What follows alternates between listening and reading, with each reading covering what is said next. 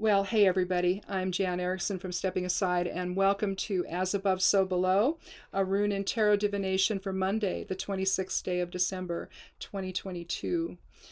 Well, I got through most of this, and and my screen just kept getting really weird and sort of freezing up, and so I'm going to start over. I'm going to keep everything the same though, um, because I'm kind of in the mode of this reading. So I've already got the runes and I've already got the cards drawn. So we're just going to leave that as it is. Save us a little time. I do want to go over today's esoteric influences. Monday's governed by the moon. And again, if you've read these before over at my blog, Stepping Aside, and the web address there is imsteppingaside.com. If you have read that stuff over there, I've changed the format and I've sort of combined two different posts I do each week together into one. And so I do the daily forecast, but I also do a weekly based for that particular planet that governs that day. And today the moon governs Monday. On Thursday Jupiter governs, and so I'll do Jupiter's. In fact, I might do Jupiter's today. Well, it doesn't matter. It's gonna sort of dovetail with the day itself anyway. So anyhow, we'll just go ahead and look at this one right now. Let me pull this in front so I can see it. Okay, so for the moon, we have various signs and houses active this week. First, second, and third houses, and Aquarius, Pisces, and Aries are the signs, I believe, in that order. Throughout the week. So although you approach change in a positive manner at the beginning of the week, given your distrust of emotional reactions from others, you may benefit from a more intellectual discussion of issues surrounding your finances.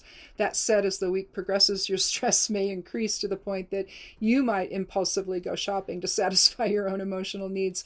Toward the end of the week, that same impatience could lead to some financial insecurity if you're not careful. And then as for today, the 26th day reduces to 8 numerologically. So that's a factor. Yira was the Elder Futhark rune I chose for today. I pulled for today. Populus was the Geomancy rune, and the 7th ray is the strongest cosmic ray affecting us. And the 7th ray is ceremonial order and magic. Basically, what the 7th ray does is it combines, it basically manifests the soul into everything you do. I mean, from a soul perspective. And so it tends to organize things in a way. From an earthly standpoint or an ego standpoint, it could mean, organizations versus disorganization. But generally speaking, on a soul level, it's organizing the soul's focus, the soul's purpose, the soul's awareness into every facet of your reality, physical reality. So for today, if a conversation becomes heated today, it may be better to drop resistance than continue to assert your position, particularly if it seems that no one's listening to what you're saying. There may be more to the situation than you realize, and any further interaction will likely solve nothing. Conversely, you could be the one who can't let go of your own perspective. If so, are you asserting your position because you need approval from others, or is the situation serious enough that you simply need to be heard? Either way, you may need to wait until tensions have lessened before the conversation can continue. So, I guess let's take a look at the runes for today. We have Hagalaz, which is the 9th rune of the Elder Futhark. It's a Norn rune of the past. It means hail, and it means transformation within a fixed framework. So it would be the idea of maybe rethinking how you see something versus, while you still keep the same values and principles that you have. So your basic structure of your life is not really something that needs to change. There's just some component within it. And with Populus, it could be some passivity.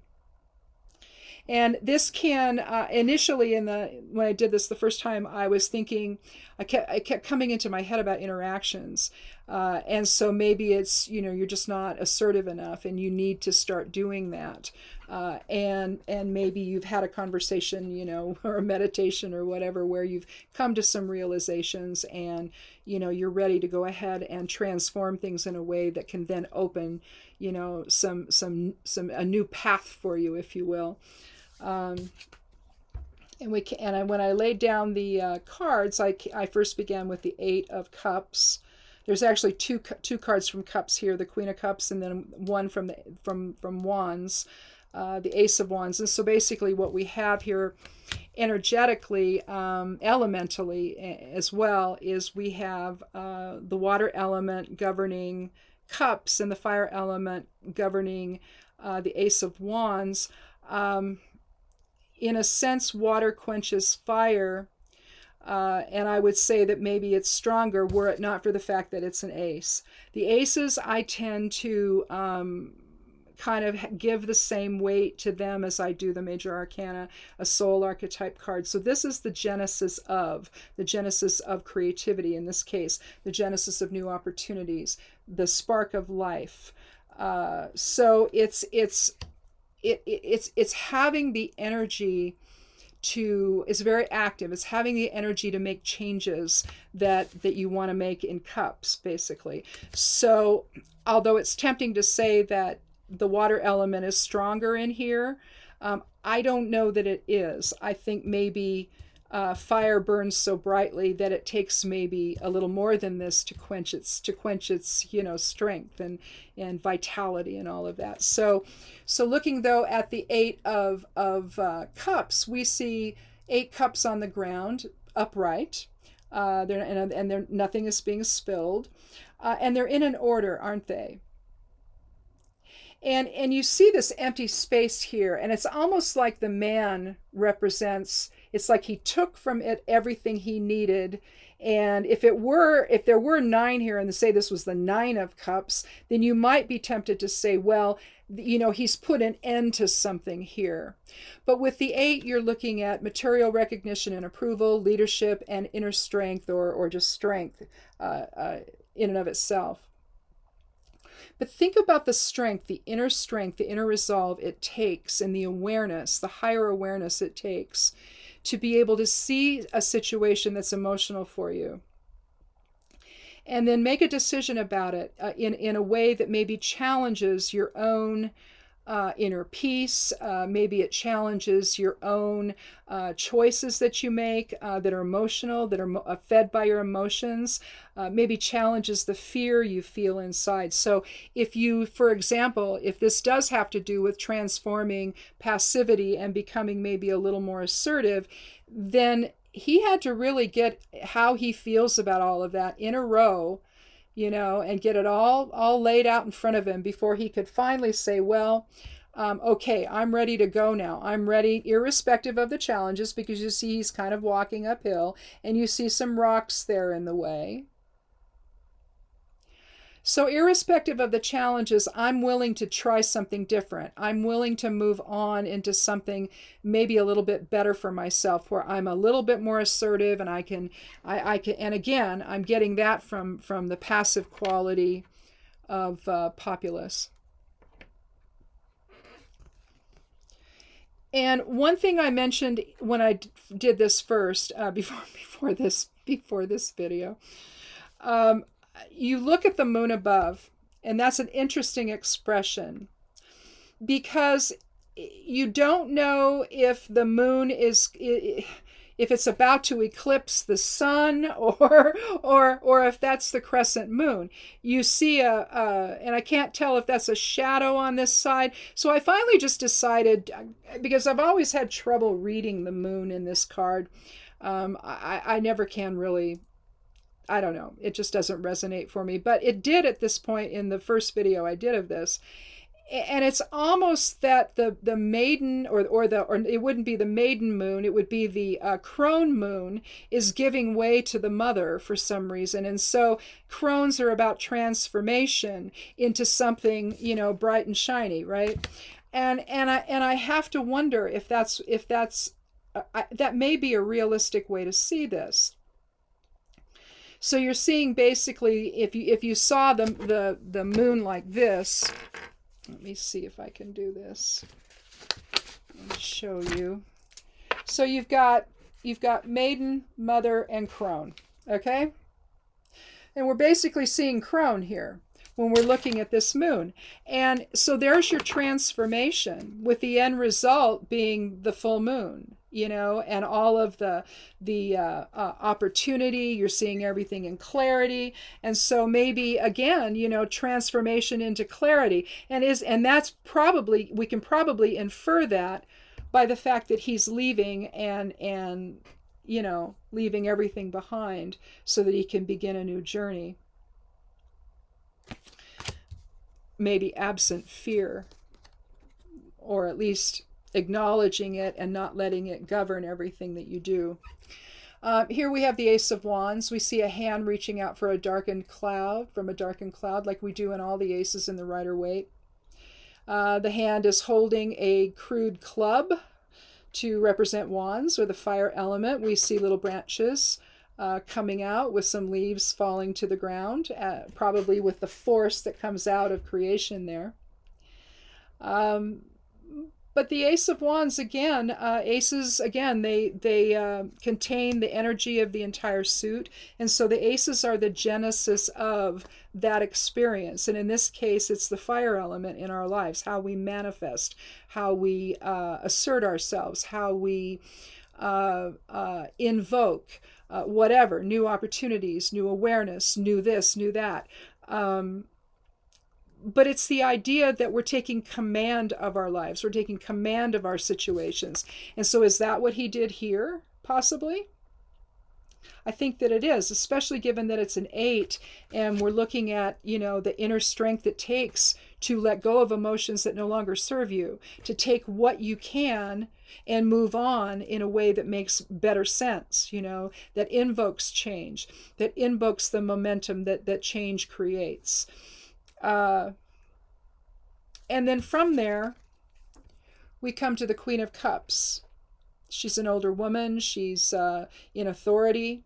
She's basically reflective. She's an observer. She's loving. She's empathic. She's patient. She's a healer. She may have difficulty with boundaries, you know. She could be only so trustworthy. She could meddle. But realistically, if we're looking at boundaries might be something that, you know, he's redefining here. You see what I mean?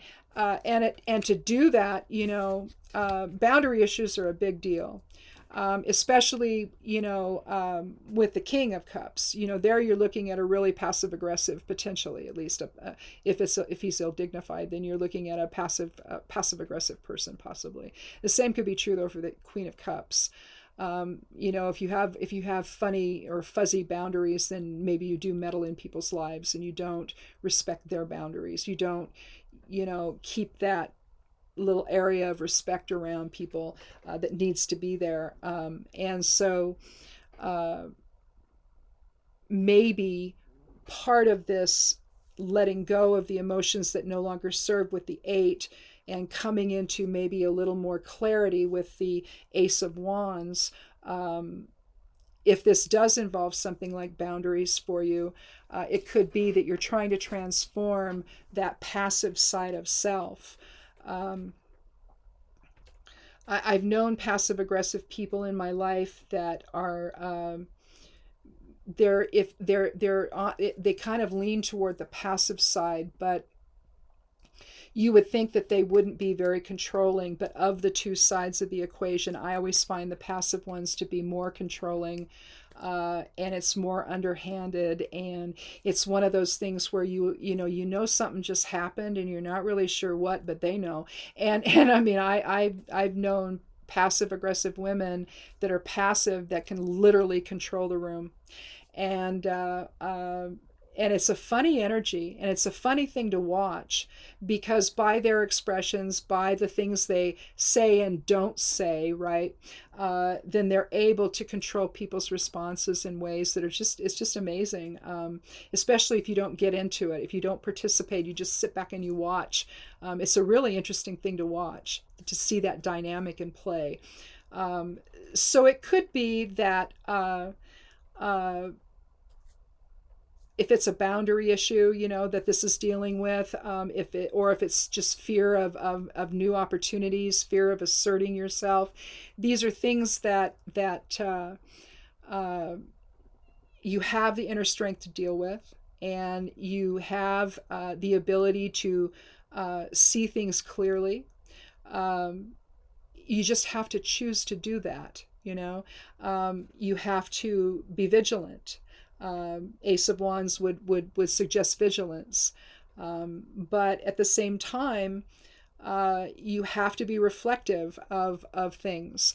You have to not take for granted that, okay, I made this decision and now I'm going to go do it. But okay, did I though? Did I really? How much backsliding did I do? And so the Queen may just be suggesting not only boundaries, but to reflect on how you see all of that, that maybe it's more of a continual process than something that is, okay, I've made this decision and now I'm going to be this way. I think we all know it's not so cut and dried, right? Especially if you're dealing with passivity.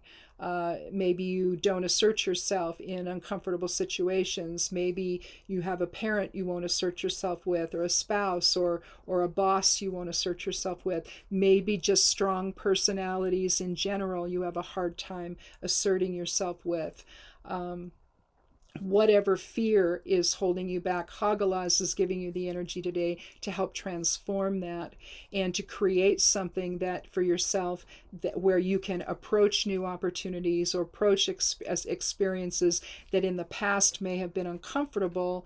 Now you kind of have in your mind, well, maybe I can fix this about myself. Maybe I can be a little more assertive. Maybe I crossed boundaries, or maybe I let people come in on my own boundaries, and I shouldn't do that, right? So it may not be that you're doing that to someone else, but it's just that maybe you tend to let people walk all over you or something, or get their way when you really want to say no. It's like that saying that no is a complete sentence. For a lot of us, and me included, I'll want to explain in great detail why I said no. It's like, and in the last few years, I've sort of I've realized that, of course, about myself for a long time, but I decided to make this concerted effort to just say no. And I have to tell you, it's very stressful, and not really explain myself. Or if I'm going to have an explanation, it's very short. It's like one sentence, instead of chapter and verse, right? It's one sentence, and it's like, no, I don't have time, or no, I've got things to do. I'm sorry, but no, and then leave it at that, right? It's an extraordinarily uncomfortable thing to do when you're not accustomed to doing that, right? And so the boundary issues, though, were really centering on my own and allowing people to convince me that, okay, you need to do thus and so, when I really don't want to do that. And so maybe it's being able to assert yourself and to assert your own boundaries here. So again, however this resonates for you, it can go probably a whole bunch of other ways than even what I'm bringing up. But I think that it's just the idea that you have the ability to transform yourself, to transform your awareness, to become more clear, and to not be guided by the ego or guided by the egos of others, where you would prefer not to speak because you don't want to see what their response is going to be. You're afraid of that, or maybe you feel like how your ideas, your visions, whatever, they're not going to be welcomed by other people, or they'll be dismissed or ignored or whatever. Well, we tend to take that very personally when it's really their problem, right? they're the ones being stupid, right? They're not willing to hear what you have to say, and so that's on them. But it still doesn't mean it doesn't hurt your feelings, because it does, right? So I think that having that spark, that Ace of Wands, it's not to say that you don't want to have the quiet reflection of the Queen. You do. It's not that you don't want to observe or be reflective or empathic or loving or patient or anything like that. Of course you do. It's just that when it interferes with your ability to function in a way that actually preserves your own integrity, your dignity, all of that, you know, you need a different balance, maybe. So I think that's what I find such strength in the Eight of Cups, because it really tells you that you're ready to let go of things and manifest something different in your life, and to get out of that same stuck place, right? That same stuck modality that keeps you in a place that really doesn't get you anywhere. And so I think that's likely what this is, transforming something that isn't really getting you what you need, that maybe is just reflects a level of passivity or following along with the crowd or whatever, instead of taking your own little detour and saying, well, I think I'm gonna go over here for a while, think about things over here in this way. And so maybe try that. And I think that there's probably some alignment with today's esoteric forecast as well. Although in this regard, if a conversation becomes heated, it may be better to drop resistance than to continue to assert your position. You find yourself spinning your wheels when you do that, when you keep on going. At least I do. And it's a very frustrating place to be, isn't it? So, but again, you have more authority than you realize, and that's what the Queen is trying to tell us. And to make the changes you need to make, to see things with clarity, while still feeling compassion and empathy for others.